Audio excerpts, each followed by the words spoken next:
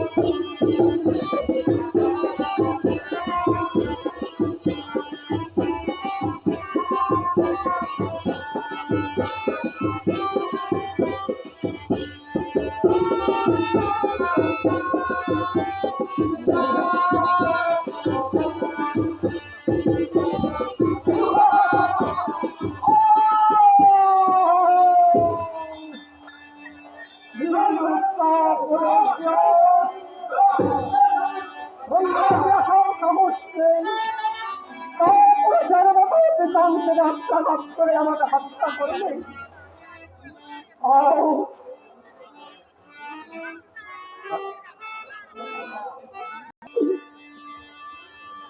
আপনার কি পরিস্থিতি দিত